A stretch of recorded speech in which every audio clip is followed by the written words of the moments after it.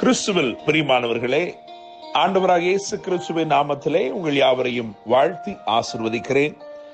இந்த நாளுக்கென்று தேவன் நமக்கு அருளி இருக்கும் ஜீவ வார்த்தை 2 நாளாகமத்தின் புஸ்தகம் 20ஆம் அதிகாரம் 17வது வசனத்தின் ஒரு பகுதியாயிருக்கிறது. நீங்கள் தரித்து நின்று கர்த்தர் உங்களுக்கு செய்யும் ரட்சிப்பை பாருங்கள், பயப்படாமலும் கலங்காமலும் இருங்கள். என கேட்கிற தேவனுடைய பிள்ளைகளே, யூதாவின் ராஜாவாகிய யோசபாத்துக்கும் அவன் ஜனங்களுக்கும் தேவன் அருளின வாக்குத்தத்த வசனத்தை இன்றைக்கு நமக்கு தேவன் உறுதிப்படுத்தி இருக்கிறார். இந்த நாள் மகத்துவமான வெற்றியின் நாளாயிருக்கிறது. Today is a day of majestic victories. மகிமையான ஆசீர்வாதங்களின் நாளாகவும் இந்த நாள் இருக்கிறது. It is also a day of glorious blessings. என கேட்கிற தேவனுடைய பிள்ளைகளே, 2 நாளாகமம் 20ஆம் அதிகாரம் 1-2 ஆகிய வசனத்திலே விசேஷமாக 2ஆம் வசனத்தை கவனிக்கும் பொழுது அங்கே எப்படியாய் சொல்லி இருக்கிறது, சிலர் வந்து யோசபாத்தை நோக்கி, உமக்கு விரோதமாய் ஏராளமான ஜனங்கள் கடலுக்கு அக்கறையில் இருக்கிற சீரியாவில் இருந்து வருகிறார்கள் என்று சொல்கிறார்கள். எனவே இந்த பிரச்சனை என்பது சமுத்திரத்திற்கு அப்பால் தூரத்திலிருந்து வருகிற பிரச்சனையாய் இருந்தது. The problem was overseas. என கேட்கிற தேவனுடைய பிள்ளைகளே, இந்த பிரச்சனை நிமித்தமாக கேள்விப்பட்ட இந்த செய்தி நிமித்தமாய் கேள்விப்பட்ட இந்த பிரச்சனை நிமித்தமாய் 3ஆம் வசனத்தில் எழுதியிருக்கிறது, அப்பொழுது யோசபாத் பயந்து என்று எழுதியிருக்கிறது. மாத்திரமல்ல, 12ஆம் வசனத்தை கவனிக்கும் பொழுது அவன் ஏறெடுக்கிற விண்ணப்பத்திலே அவன் இப்படியாய் சொல்லுகிறான், ஆண்டவரே, நிற்க எங்களுக்கு பலனில்லை, நாங்கள் செய்ய வேண்டியது இன்னதென்று எங்களுக்கு தெரியவில்லை என்று சொல்லுகிறான்.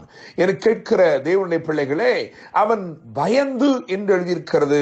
மாத்திரமல்ல, அவனே சொல்லுகிறான், எனக்கு பலனில்லை, நிற்க பலனில்லை, என்ன செய்ய வேண்டும் என்று எங்களுக்கு தெரியவில்லை. எனவே இந்த நாளிலே இந்த வார்த்தை யாருக்கு நேராய் வருகிறது என்று சொன்னால், ஒருவேளை ஏதோ சூழ்நிலை எதிர்பார்த்திராத திசையிலிருந்து வந்திருக்கிற எதிர்ப்பாக இருக்கலாம், அல்லது நீங்கள் கேள்விப்பட்ட ஒரு துர்ச்செய்தியாக இருக்கலாம், உங்களை கலங்க பண்ணுகிற ஏதோ ஒரு வார்த்தை, ஏதோ ஒரு சூழ்நிலை, அது நிமித்தமாய் பயந்திருக்கிறீர்கள், என்ன செய்ய வேண்டும் என்று தெரியவில்லை என்று சொல்லுகிறீர்கள், நிற்க பலனில்லை என்று சொல்லி பலனில்லாமல் காணப்படுகிறீர்கள். ஆனால் உங்களை பார்த்துதான் கர்த்தர் வாக்கு பண்ணுகிறார், நீங்கள் தரித்து நின்று கர்த்தர் உங்களுக்கு செய்யும் ரட்சிப்பை பாருங்கள், பயப்படாமலும் கலங்காமலும் இருங்கள் என்று சொல்லி. என கேட்கிற தேவனுடைய பிள்ளைகளே, தூரத்திலிருந்து தீவிரித்து வந்த தீமையை தேவ கரம் வெகு ஏராளமான நன்மையாய் மாற்றிவிட்டது.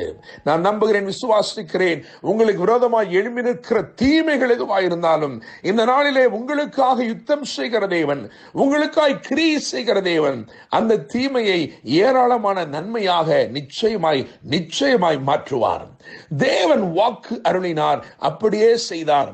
ஆயினும் அவர்கள் செய்த யோசபாத்தும் அந்த ஜனங்களும் தேவ ஆலோசனை நிமித்தமாய் செய்த 3 காரியங்களை நான் உங்களுக்கு வரிசைப்படுத்த விரும்புகிறேன்.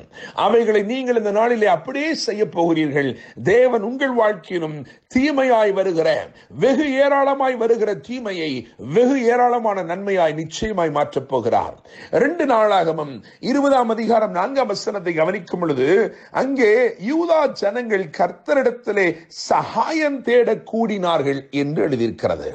என கேட்கிற தேவனுடைய பிள்ளைகளே, சகாயம் தேட கூடினார்கள். ஏனென்றால் வானத்தையும் பூமி உண்டாக்கின கர்த்தரிடத்திலிருந்து அல்லவோ நமக்கு ஒத்தாசை வர வேண்டும்.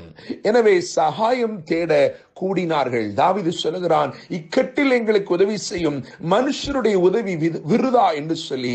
எனவே உதவி செய்யக்கூடிய அவருடைய சமூகத்தை தேடினார்கள், சகாயம் தேட கூடினார்கள்.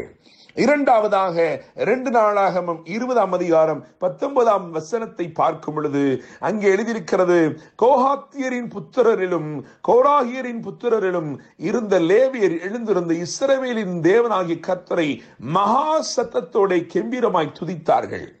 என கேட்கும் தேவனுடைய பிள்ளைகளே, முதலாவதாக சகாயம் தேட கூடினார்கள், இரண்டாவது சத்தத்தை உயர்த்தி பாடினார்கள். சகாயம் தேட கூடினார்கள், சத்தத்தை உயர்த்தி பாடினார்கள். என கேட்கும் தேவனுடைய பிள்ளைகளே, பாடகரை நிறுத்தினார் என்று எழுதியிருக்கிறது. யோசித்து பாருங்கள், ஒரு பெரிய யுத்தம், அந்த யுத்தத்தை செய்வதற்கு அணிவகுத்து வருகிற ஒரு பெருங்கூட்டம் அவர்களுக்கு விரோதமாய் பட்டயத்தை பிடிக்கிறவர்களை நிறுத்தாமல் அந்த பட்டயத்தை பிடிக்கிறவர்களுக்கு முன்பதாக பாடுகிறவர்களை நிறுத்தினான். ஏனென்றால் கர்த்தர் கொடுத்த வாக்குத்தத்தத்தின் பேரிலே அவன் கடிகூற தொடங்கிவிட்டான். அவன் நம்பிவிட்டான். கர்த்தர் சொன்ன வார்த்தையை அவ்வளவாய் நம்பினான். எனவே அவன் பட்டயத்தை பிடிக்கிறவர்களை பிரதானப்படுத்தாமல் பாடி துதி செய்கிறவர்களை பிரதானப்படுத்தினான். மூன்றாவதாக 2 நாளாகமத்தின் புஸ்தகம் 20ஆம் அதிகாரம் 17ஆம் வசனத்தை வாசிக்கும் பொழுது அந்த 17ஆம் வசனத்தின் வசனம் இப்படியாய் சொல்லுகிறது, நீங்கள் தரித்து நின்று என்று சொல்லி. எனவே மூன்றாவதாக நான் சொல்ல விரும்புகிறேன், அவர்கள் சும்மா இருந்து ஜெயித்தார்கள். சும்மா இருந்து ஜெயித்தார்கள். அவர்கள் சகாயம் தேட கூடினார்கள், சத்தத்தை உயர்த்தி பாடினார்கள், சும்மா இருந்து ஜெயித்தார்கள். என கேட்கிற தேவனுடைய பிள்ளைகளே, 20ஆம் அதிகாரம் 16ஆம் வசனத்தை கவனிக்கும் பொழுது அங்கே எழுதியிருக்கிறது, நீங்கள் சத்துருக்களை சந்திப்பீர்கள். You will face them but not fight them. You will face them but you will not fight them, for the battle belongs to the Lord. நன்றாய் கவனியுங்கள். இவர்கள் சந்தித்தார்கள், இவர்கள் பார்த்தார்கள், ஆனால் இவர்கள் யுத்தம் செய்யவில்லை. காரணம், கர்த்தரே அந்த யுத்தத்தை அவர்களுக்காக செய்தார்.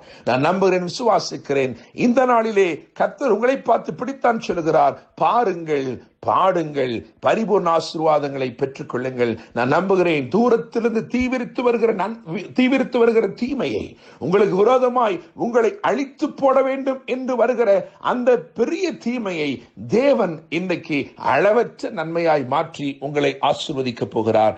என்று அன்புடன் pastor Daniel Moses. God bless you.